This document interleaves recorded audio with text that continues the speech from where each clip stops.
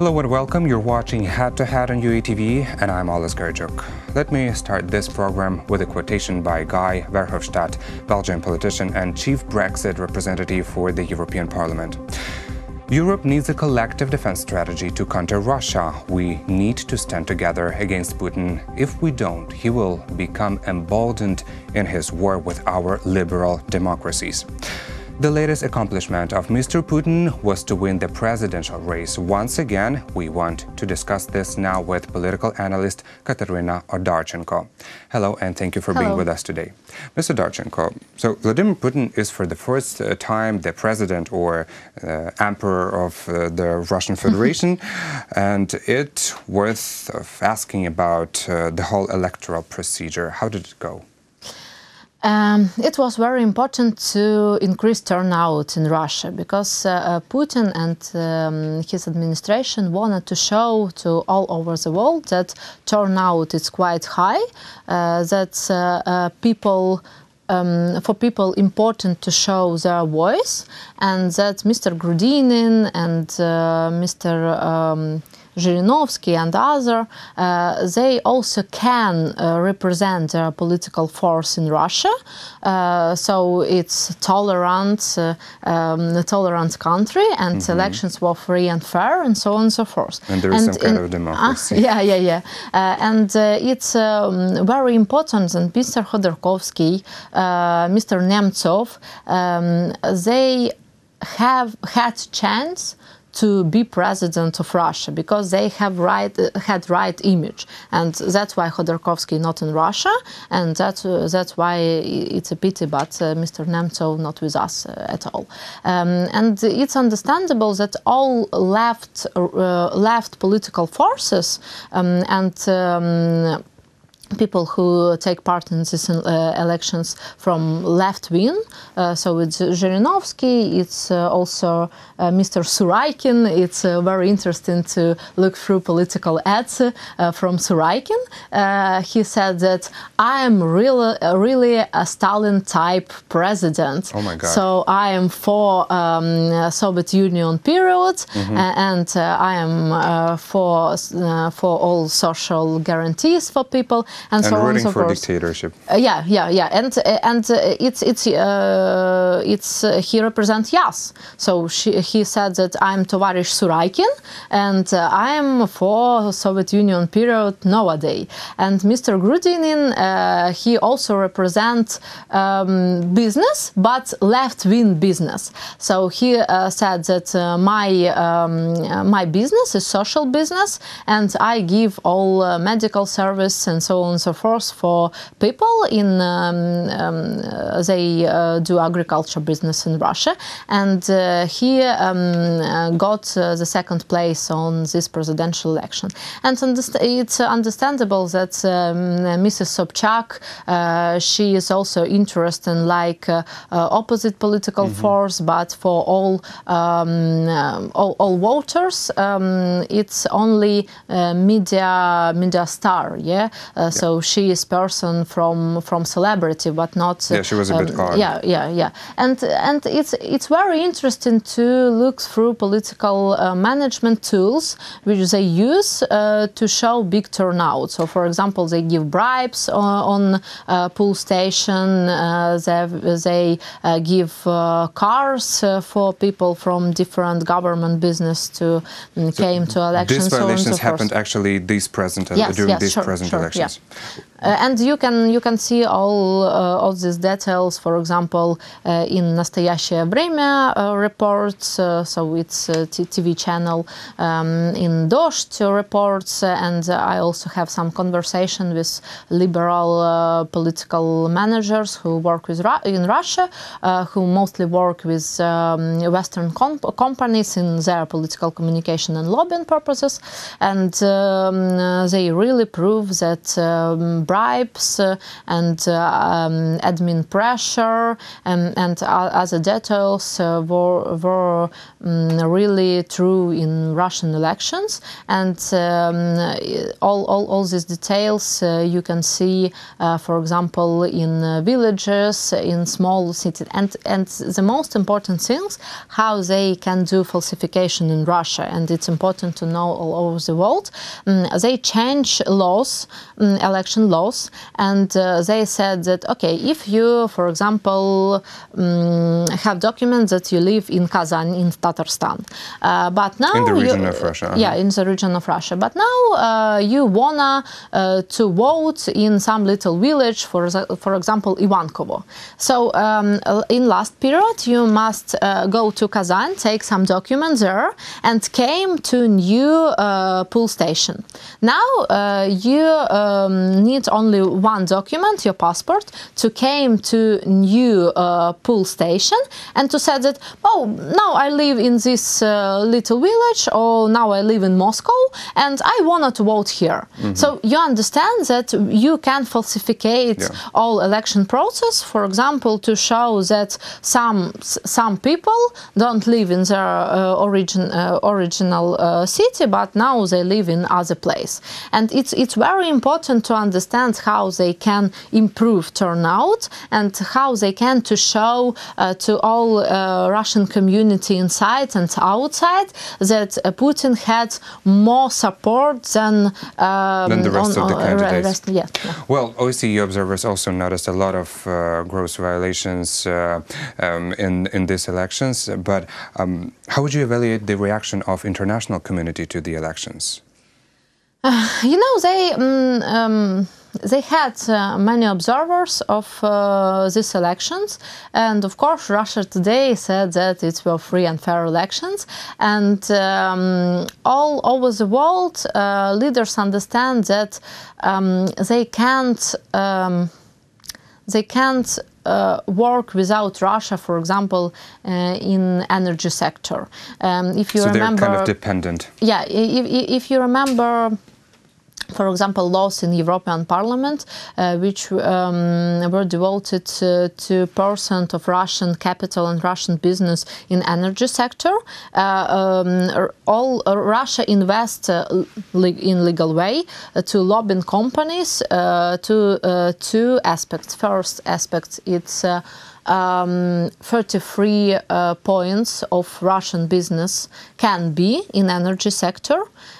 So it's enough to have influence to the sector. And second point, it's not Nord Stream 2, and it's also very pity question for Ukraine, because we have $2 million from transit of Russian gas. Of Russian gas. Yeah, and Russia invests to their lobbying also in think tanks. For example, Wilson Center in Washington D.C. It's classical Russian think tank, and they write reports about Russian elections, about Russian position, and the main message of these think tanks is, we don't want a new Cold War. So Russia is very stable and very powerful political force and very powerful country. And Putin really had support in his country, and that's, really Russian policy, Russian foreign policy, it's not good. And annexion of Crimea, it's also not good, but we can't build new Cold War. And they give all these reports, it's big books, with some quotes of analytics and so on and so forth, to every person in Capitol Hill. And that's why this, and they do all these campaigns every day. Ukraine, for example, can't invest so much money to lobbying companies, to, for example, media companies, to conference and so on and so forth. Yeah, but it's quite important to show international community how it works, how powerful you are. Yeah, and to show to them really opinion about, for example, Russian elections from the social media, from bloggers, from articles, and so. so on and so forth. But speaking about elections, right after the results were announced, the leaders of Cuba, Venezuela, Serbia, and some post-Soviet countries, they were rushing to congratulate Mr. Putin on the occasion of re-election, basically another victory. Well, this wasn't really a surprise from these countries, but U.S. President Donald Trump and President of the European Commission, Jean-Claude Juncker, joined the dictators in congratulating Mr. Putin, and it is in spite of ongoing Russian invasion in Ukraine, and this is in spite of use of chemical weapon in Salisbury, the United Kingdom. Why was there such a reaction?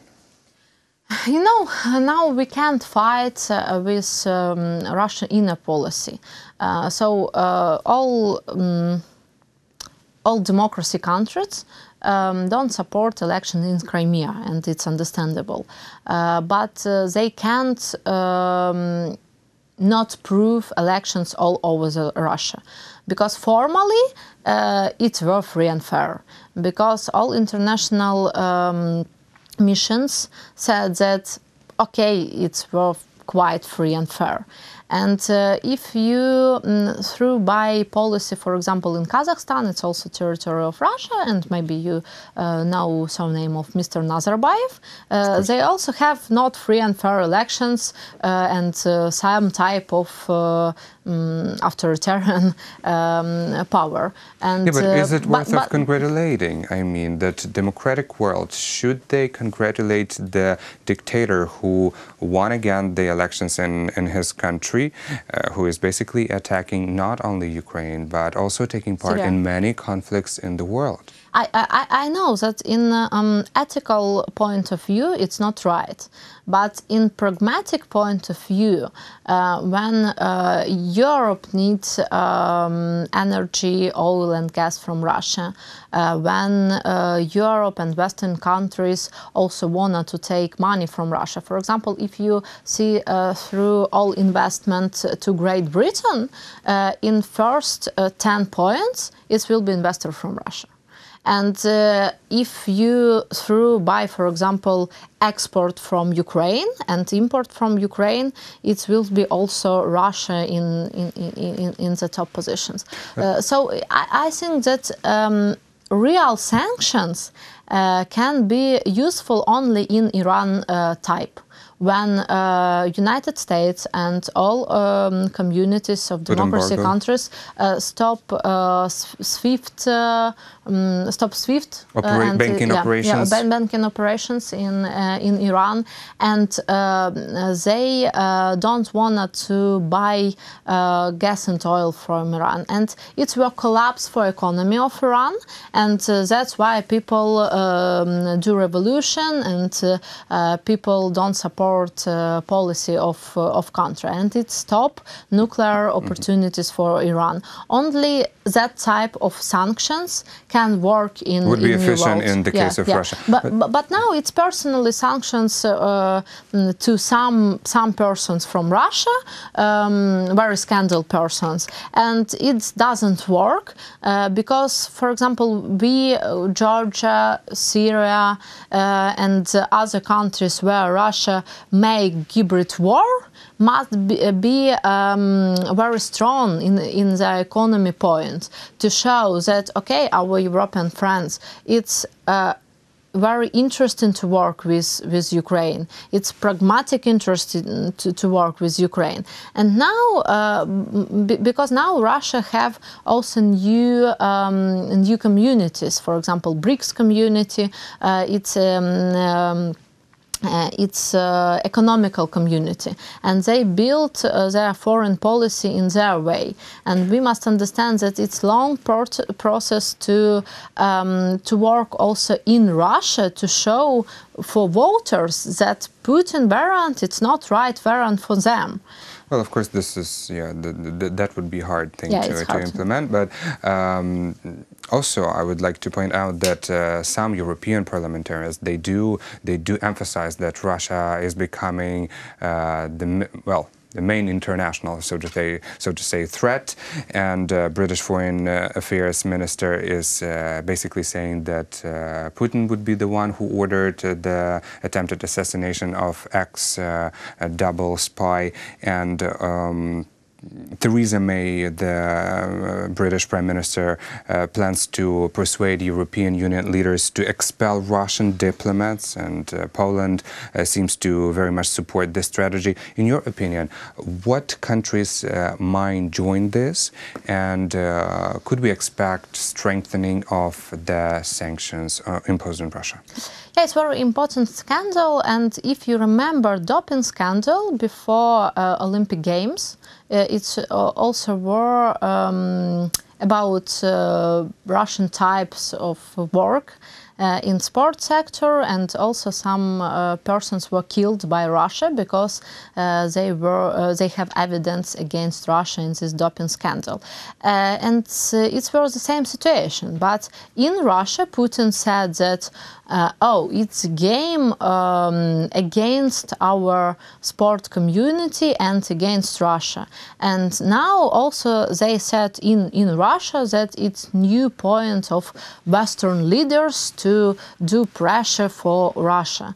And why it's so hard to do deeper sanctions because of this situation in Salisbury, and with doping scandal, and with other situation when Russia killed opponents of Mr. Putin and of his type of country, because you must prove all these evidences and all these hypotheses in the courts, and it's long process. And you see that for doping scandal we haven't decisions really, and it's more than 2 years from the start. Yeah, but at least they were banned from participating in Winter Olympic Games. This was still a big thing for Russia. It's a big thing, but it's were not radical sanctions for the Russia. And now when we have new opportunities to improve White House policy against Russia, because Rex Tillerson, who were head of ExxonMobil and who really have good connections in Russia, he's gone. And now from new Secretary of State, Mr. Pompeo, who had in his public speaks very critical position against Russia. Maybe he also will provide new type of sanctions, maybe against more Russian businesses and Russian businesses which invest to oil, stable oil economy of Russia.